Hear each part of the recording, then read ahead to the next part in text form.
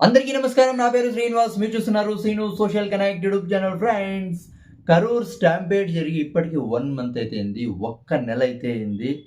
కానీ ఇప్పుడు TVK party అధ్యక్షుడు, తమిళ వెట్రి కజగం పార్టీ అధ్యక్షుడు విజయ్ ఒక బిగ్ డెసిషన్ అయితే తీసుకున్నాడు. ఒక పెద్ద నిర్ణయం అయితే తీసుకున్నాడు.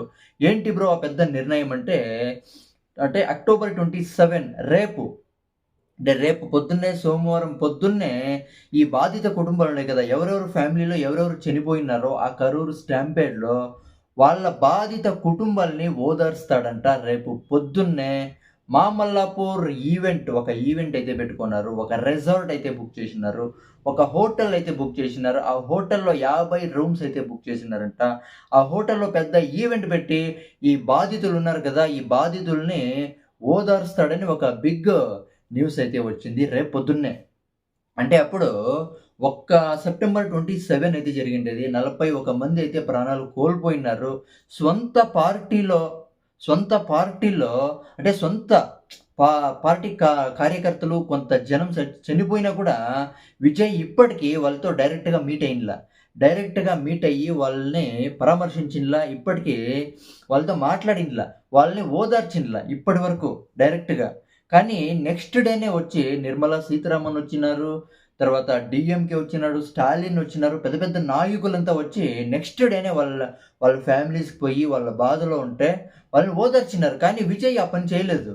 కానీ ఆ టైంలో విజయ్ ఏం చేసినాడంటే డైరెక్ట్‌గా ఫ్లైట్ ఎక్కి చెన్నై అయితే వెళ్ళిపోయినాడు. సొంత పార్టీలో జరిగినా కూడా ఓదార్చే ప్రయత్నం అయితే చేసినలా. కానీ అప్పుడు విజయ్ భయపడినాడు. అందుకే చెన్నై అయితే వెళ్ళిపోయినాడు అని జాస్తిమంది అయితే చెప్తా ఉన్నారు. ఆ టైంలో వీడియో తీసినాడు. వీడియో చేసి నాకైతే జాస్తి హార్ట్ బ్రేక్ అయితే అయితా ఉంది. జాస్తి బాధ అయితే ఉంది. నాకు విపరీతంగా బాధైంది. కానీ వాళ్ళకి డబ్బులిస్తాను. 10 లక్షల నష్టపరిహారం ఇస్తానని ఒక వీడియో చేసి పెట్టేసినాడు అంతే. కానీ ఇప్పటి వరకు విజయ్ వాళ్ళని పరామర్శించినా, డైరెక్ట్‌గా మీట్ అయితే అయిండ్ల. ఇప్పుడు అంటే వాళ్ళతో ఓదార్చాలనైతే అనుకోన్నాడంట. ఫస్ట్ కరూర్‌లో ఒక బహిరంగ మీటింగ్ పెట్టి,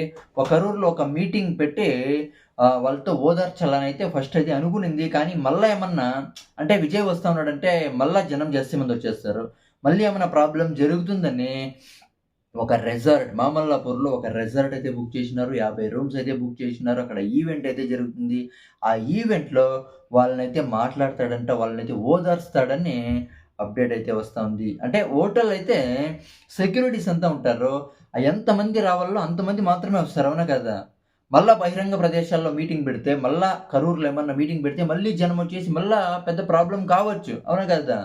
అందుకే ఈ డెసిషన్ అయితే తీసుకున్నాడంట. రేపు పొద్దున్నే మామల్లాపూర్ రిసార్ట్‌లో ఈ మీటింగ్ అయితే జరుగుతుందని న్యూస్ అయితే వచ్చింది. దీని గురించి మీరేమనుకుంటారు? కామెంట్ అయితే చేయండి. బాయ్.